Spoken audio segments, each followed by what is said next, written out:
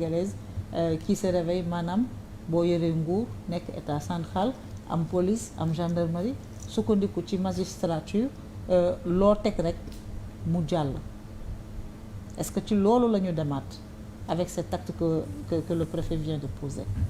Merci beaucoup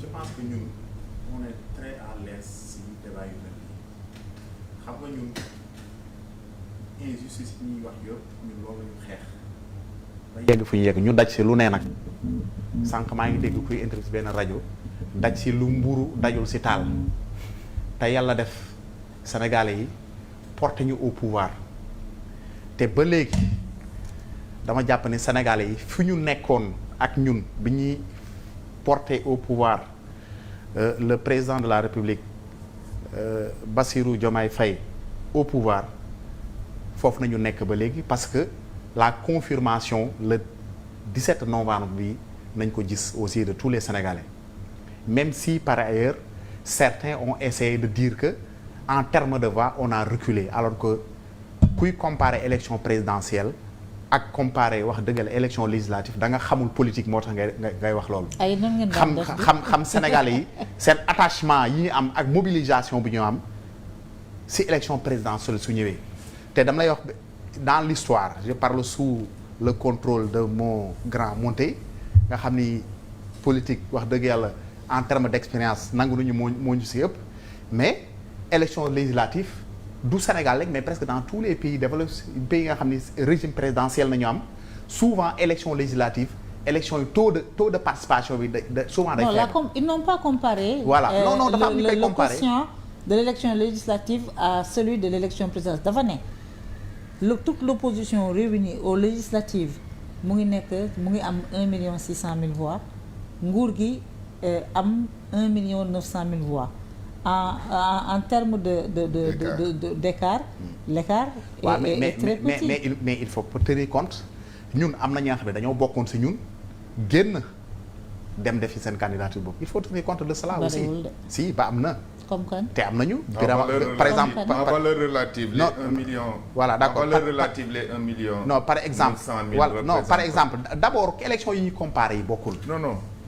yow am na ñu bëri ils avaient voté. Pour Pastef pour l'élection présidentielle te élection législative ils ne sont pas déplacés pour aller voter. loolu moi j'ai pas encore comparé de dama ne 1 million 900 000 ngeen am. Non d'accord l'opposition am 1 million 600 donc da ngay loolu rek laa wax comparé wu ma man mënuma d'accord ñuy comprendre deux unités mesurées yoo xam ne bokkuñu nature. loolu soo ko defee rek da ngay daanu. Non mais là il s'agit de la même mesure pour la même nature. Non dama koy repréciser il parle de comparaison. Pierre s'il vous plaît écart de voix bi la wax ne. Non moi dama ne écart de voix bi 300 000 voix la. D'accord quel que soit par en ailleurs les 2022 considérations. c'était 500 000 voix. D'accord Macky Sall contre toute l'opposition réunie. Cette fois fois-ci c'est 300 000 voix de d'écart. D'accord mais xam nga soo dee comparer ak contexte yu bokkul. aussi ngay comparer ak deux natures yoo xam ne bokkul foofu da ngay juum. Mais c'est encore plus grave. Non. Un pouvoir élu depuis 9 mois. Non foofu da ngay ngeen dem élection bu ñu jëlee les suffrages ngeen ëppale opposition 300 000. On a eu combien de députés? Ça doit interroger. Macky Sall premier législative ñaata député la am. Ah yow bul comparer ñun aussi on a combien de députés? Non mais qu'on se dise la vérité aussi. Est-ce que vous comprenez?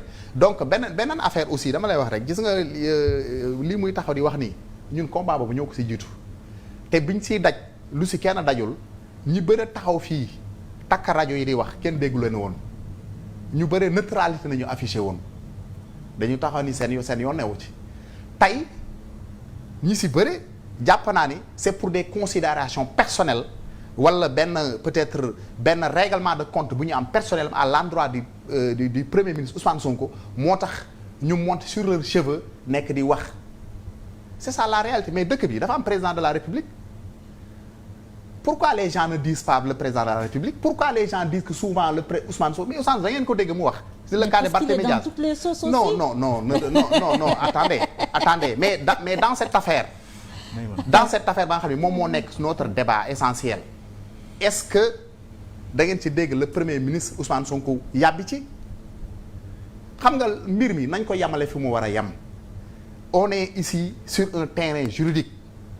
Et sur ce plan-là je ne suis pas d'accord avec le doyen gis nga le siège de l'éjection de Barthélémy Dias si base juridique yi lay tegu yéen. article 29 et 30. liiraat ko du code électoral. liiraat ko ensuite nga ñëw. liiraat ko waa s'il te plaît laisse-moi terminer xam nga vous aussi. yéen aussi il faut être non yéen aussi sànq ba léegi maa ngi wax. waxal waaw may leen ko mu wax sànq ba léegi yéen a ngi wax ma déglu leen. xam nga li man nit du wax ba ma intromorgo da ngay wax ma déglu la. vas-y xool li mu la war a tontu ma tontu la ko. yéen aussi il faut avoir quand même cet esprit de gentleman quand même. Est-ce que vous comprenez? Sauf si tu dénatures. Voilà non laisse-moi terminer. Pierre s'il vous plaît laisse-le terminer comme ça ma jël la dernier tour mais après bu boobaa. fekkee dama fekkee dama dénaturer sa propos nga jël note soo jëlee beneen kii après nga revenir après les précisions donc le siège de ça c'est l'article 29 et l'article 30 du code électoral. Ensuite nga ñëw sur l'article 277. Est-ce que vous comprenez? Ces dispositions là procédure bi tous les acteurs qui sont dans cette procédure là qu'est-ce qu'ils ont dit ñan la da ngeen ci gis premier ministre mu wax ci da ngeen am ay information yu leen leer ne le premier ministre moom moo yónni ces citoyens là de Dakar pour ñu dem saisir le préfet pour que le préfet aussi en tant que représentant de l'État mu signifier à Barthélémy Dias son état de démission. On n'est pas des enfants quand même. Non d'accord non d'accord non je jusqu'à présent. Il n'a pas besoin de parler pour que les gens comprennent que l'élection de Barthélémy Dias est d'abord politique. Mais quand même expliquer mais politiquement. Excusez-moi. Mais politiquement Barthélémy Dias. Quand même 2 minutes. Non monsieur Ba s'il te plaît. Non en fait non je lui dis que. waaw may ko 2 minutes. Non loolu ça vous engage quand même. waaw moom laay wax. Voilà d'accord voilà bon. dama la gis nga Barthélémy Dias politiquement ñun Barthélémy wax dëgg yàlla war nañ ko plusieurs fois duñu sa morom duñu moromam politiquement donc Barthélémy Dias ne constitue aucune menace pour le Pastef. Il faut arrêter quand même Barthélémy Dias kenn du ko comparer ak Ousmane Sonko wala di ko comparer ak président Bassirou Diomaye Faye non loolu Barthélémy Abass Fall lañ koy booleel mu defal ko bagage c'est tout. Abass Fall wan ni ne ko duma sa morom Dakar. élection yi fi jaar yëpp élection législative yi fi jaar ba ñaata bureau de vote la gagné benn bureau de vote la fi gagné fi mu dëkk maire Mousse dañ ko fa gagné kooku vous pensez qu'il représente une menace pour le Pastef non mais quand même président Ousmane Sonko quand même jombale na di quand même di tëkkaleeg boppam ak Barthélémy Dias il n'est même pas un leader local alors que le président Ousmane Sonko c'est un leader national. Donc soo xoolee ces données là vous imaginez que Barthélémy Dias peut constituer une menace pour Pastef. Donc c'est une conformité à la loi. Et puis d'abord dinaa la wax benn affaire mais Barthélémy Dias pour les élections à venir il ne sera même pas candidat élection locales yi 2027 la. Pourquoi il sera pas candidat? Ah non mais la loi bi lan la wax 5 ans d'inéligibilité la wax te soo xoolee sur le siège de l'article 29 et 30 tout à l'heure notre doyen jéem na wax avec des modifications mais soo xoolee la condamnation de Barthélémy est devenue définitive depuis décembre 2023. Depuis décembre 2023 et même l'article 135 boobu suñ ko xoolee mais elle parle d'une condamnation définitive et souvent nit ñu bëri dañuy yaakaar ne article 135 boobu meurtre la wax meurtre attention dañu juum ñëwal ci l'article 140 du code électoral. L'article 140 du code électoral évoqué na d'autres faits qui peuvent justifier que le maire mën nañ ko démettre de ses fonctions moo tax ñuy wax naan le maire ne peut pas être démis de ses fonctions qu'en cas de condamnation pour meurtre dañuy juum en réalité.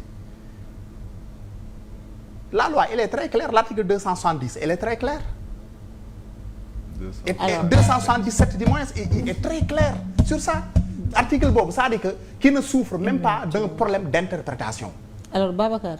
Donc ñun c'est-à-dire que li fi nekk nii c'est-à-dire que les acteurs qui tournent autour de ça c'est le préfet de Dakar et le ministre des élections qui est chargé du ministre des élections c'est le ministre de l'Intérieur le préfet de Dakar mais ensuite un citoyen libre qui est là jël décision am dugal. mais un citoyen membre te dinaa la wax membre de Pastef mais quand même gis nga xam nga lan mooy wane nii man dama jàpp ne en toute bonne foi xam nga et puis li koy wane ce militant là n'a pas été téléguidé par personne xam nga lu koy wane d'ailleurs militant bi mu njëkkee dugal requêtam bi mais dafa jaawale article yi non c'est un autre qui a introduit la requête. waaw un certain Ndir. waaw d'accord. voilà mu viser l'article 277 de la Constitution alors que cet article n'existe pas. Effectivement mais kooku mais dama ne kooku fekk il était téléguidé s'il était téléguidé mais il allait peut-être avoir serait préparé ñu briefer que jox ko des conseils juridiques ni que lii nga war a viser lii nga war a viser mu dem mais kooku par un sursaut spontané c'est la jógee saisir le préfet de Dakar. Alors Babacar ma libéré. Est-ce que vous comprenez ma libéré donc Pierre Ahmed ma libéré Pierre Ahmed ma poser le curseur sur ces articles. non s'il te plaît laisse-moi ma apporter benn précision. Voilà, ma foofu laay conclure quoi. gis nga ce débat là sur le plan juridique je pense que amul benn werante mu ci mën a def